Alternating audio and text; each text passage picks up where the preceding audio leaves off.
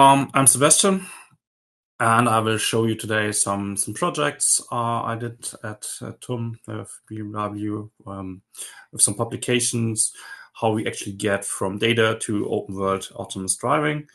And the first, okay, there's actually some delay. Perfect. Okay, great. Let's put the laser point on the side for now. So when we want to go to open world autonomous driving, we need to consider that there are like multiple scenarios we did not think about like from the beginning. So there might be plenty of scenarios to occur, and we have like one problem. And the problem is that we start usually with,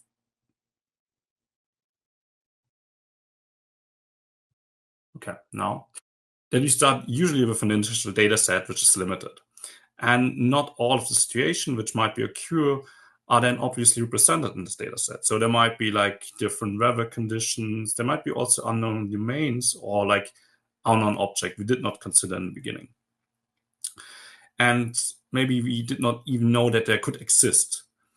And that brings us back to the problem, because if we design maybe also like a limited application, if we want to have like a level 4 taxi service, for example, or just like a autonomous driving on specific roads, we did not include these events in our design phase.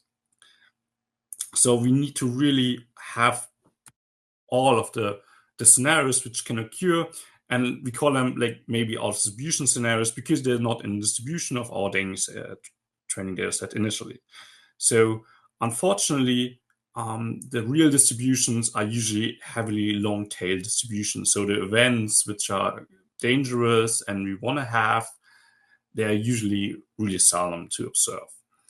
And at the same time, also like data annotation is somehow costly. We have just like a limited amount of data available. We can also not store all the data on the data center. So how we get the required data to actually enable open world autonomous driving. And there's one technique I want to talk a bit about, which is called active learning, which is usually like a case where you smart select data which you actually want to label. And in the initial setup, you assume that all your data is available on the data center, which is nice if you have the internet.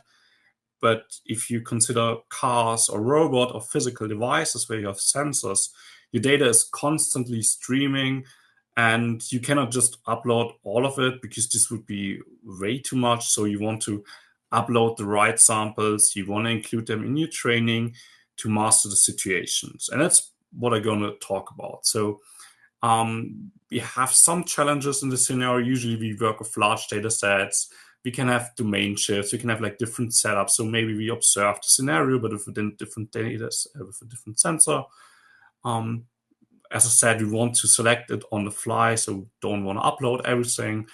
And yeah, as it's open world, we also don't know what is coming up. And we'll talk about like 4 projects which we did to address this problem and enable open world autonomous driving. So starting with the first project, we actually, sorry for the delay, like that's not the best. Starting with the first problem, we want to transfer or like we go from the scenario and everything's in the pool to more like a stream fashion scenario of like individual sessions where like a car or robot is moving around, and we want to record the data. And one of the key problems is actually that not all algorithms could work. So if you want to have like a diverse data set, usually we go with some sorry, I was just distracted. We go with some diversity-based approaches, and they usually use like latent space distances maybe in of the data set. But if we do it online, we don't have that. We also cannot really train or like evaluate larger models maybe on the fly. So what we can do is usually having the uncertainty one specific sample or any method which just evaluates the current sample standalone. And what we did, like we just reinterpreted this uncertainty as a function of time because we have temporal information in the stream. And by doing this, we could actually just prevent like having selected the same situation twice, which we do if you just look at one sample at a time. So by using the temporal information, we get no computational overhead, but we avoid like having a not diverse selection on the fly. We can see this here in the plot where we have like method which also just selects one sample at a time and then just use a maximum value. We could just more diversify our uncertainty selection with no temporal overhead. So computation time is roughly the same. And yeah, as we can see, we increased the performance. So we measured like how good is our model over how many data did we actually use. And yeah, we just improved the performance a lot and just used the same amount of data with no additional time needed, which is nice. So now we know actually how we can select maybe more diverse data on the fly if we record it during an operation of a robot. But usually there might be more than one robots or more than one car driving around. So actually you want to kind of have a multi-agent selection problem. And this we modeled in this work. We considered, okay, we have a set of agents, but if you have like agent-to-agent communication, this would be way too expensive. So each agent is selecting data individually in the first stage, also just by evaluating one sample at a time. And then we added a second phase on a data center where we again did a second selection where we could ensure the diversity because the individual robots could share the same event. So if you have like construction site, for example, having multiple robot taxis driving around, you could all end up in the same route, having the same data multiple times, which you want to avoid. So we have like the three-step process. We did the individual selection first based on just pure evaluation of the current sample. We upload a subset of the candidates there, and then we diversified with our existing data set. We can use like latent space matrices to ensure that we have like good selection for our data set. And then we continue classic active learning cycle, which usually use like human labeling or like any kind of labeling. Also unsupervised so learning is fine, of course, which enriches your label pool so that you can update the model and improve the selection and also like the performance of it. This actually also have like a second advantage as we see now. So because the stream selection and the pool selection use two different matrices. Like one's the uncertainty of the prediction, and on the other side, we go with the diversity of the data set. And they have usually domains where they work worse or less good, and domains where they're much better. And by modeling them sequentially, as we did it, we can actually leverage the advantage of both of them, which also improves our selection abilities if we check our model performance over the number of selected data. And at the same time, we can also decrease the required uploads. Compared to uploading all the data, we upload much less data. We have some overhead, but it's much, much less as we would usually upload in a classic active learning fashion. And at the same time, we are better than approaches which just select on the fly because we can filter the overlapping scenarios. Exactly. So now we can select data with one agent on the fly. We can do it with multiple agents. But now there might be like another problem because our environment is constantly changing. So back in the years, some time ago, there was no e-scooters on the street, for example, or like maybe delivery robots, which are now going on the pedestrian walk. They maybe cross the street at some point. And they're also constantly evolving. And so is the data constantly evolving. And at some point, we start with our initial set of classes, which are all known to us. And then there's a new novel class arising, which might be a similar category, but we don't know that it exists yet. And we actually want to find kind of this unicorn, but at the same time, there might be other classes, other scenarios which are actually irrelevant, like being at a workshop, for example, or like at a fuel station, maybe some weather situation, some geofences, like maybe not going through the specifics here, but like the situations that we have like three kinds of data, like one we know from the beginning and two sets we don't know, but one is relevant and the other one we want to actually filter out. And we first model this problem in another active learning cycle.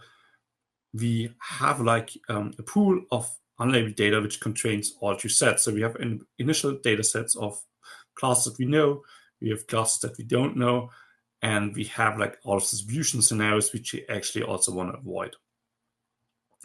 And usually this problem is addressed in open set active learning by mainly two kinds of methods. Either you train really on all of the unlabeled pool in a unsupervised fashion to do some contrastive learning, to compare two sets of data to find which are relevant or which are not relevant.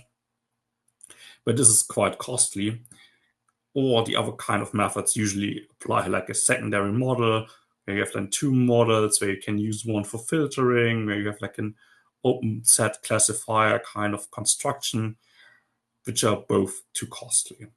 So what we proposed is that we can do actually everything with the task model. So we changed the loss function of the task model by including like an outlier exposure loss, and we used it to expose kind of the irrelevant distribution data. Since we have like a cyclic process, we get after some time some irrelevant distribution data. And this we can use by the energy of the logits to filter it out and then propose all data which is not filtered out for the active learning selection. And here we use again a combination of the energy as kind of an uncertainty method in combination with latent space distances. And we have like a self-balancing factor over here. So we check how separated our latent space is and adapt the method accordingly. And lastly, we have like a term which balances our data set. So if we discover a new class, it might not be well represented in a data set. So after the second cycle, we know, okay, this is a novel class, and we want to over-select it to increase the importance of the sample, to go a bit more to uniform distribution of our data set, to cover all the scenarios, to improve like the performance in rarely occurring events.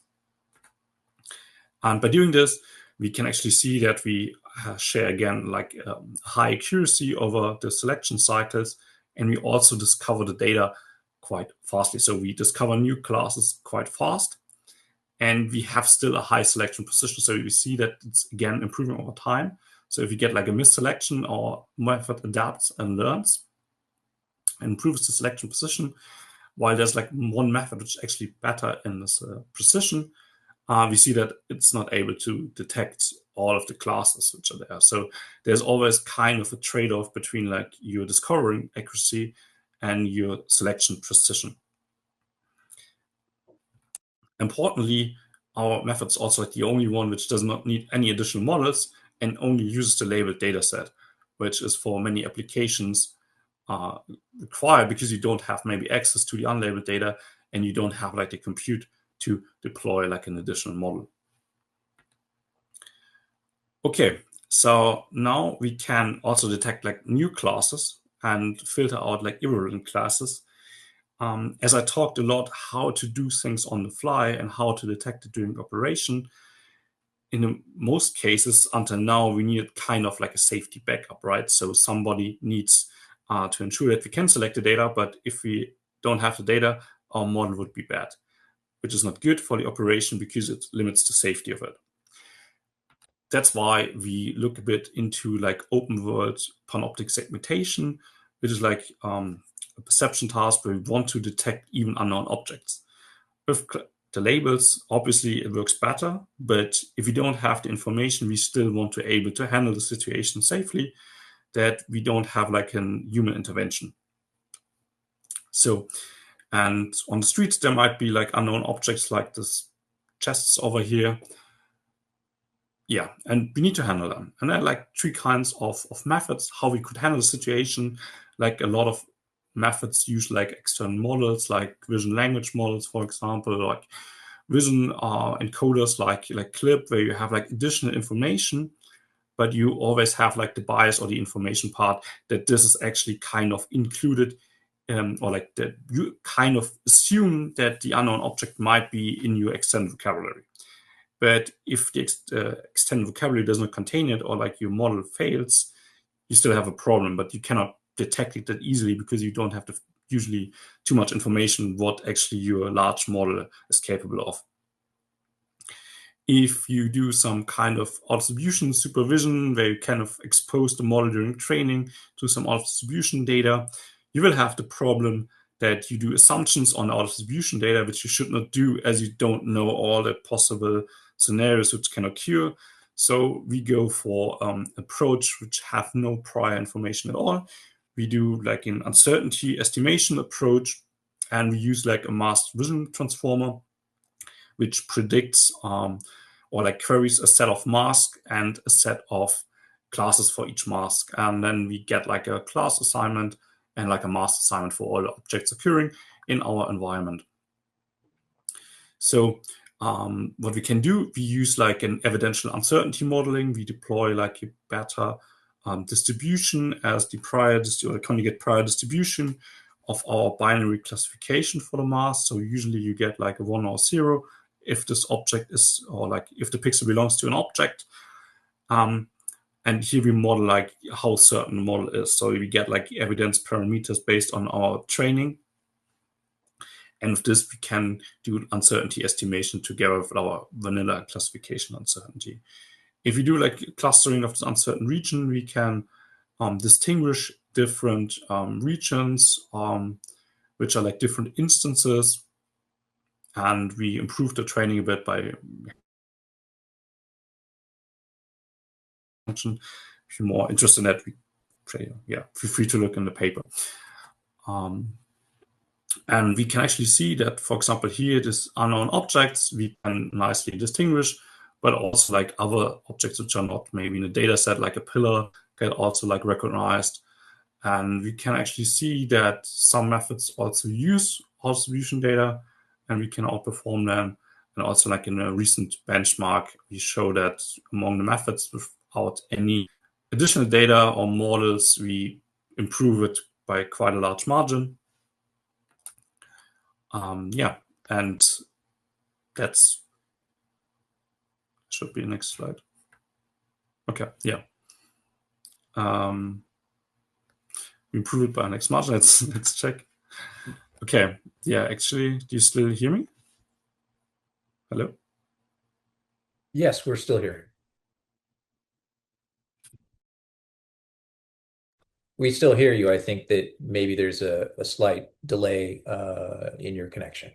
Maybe if you kill your video share, it might increase your bandwidth.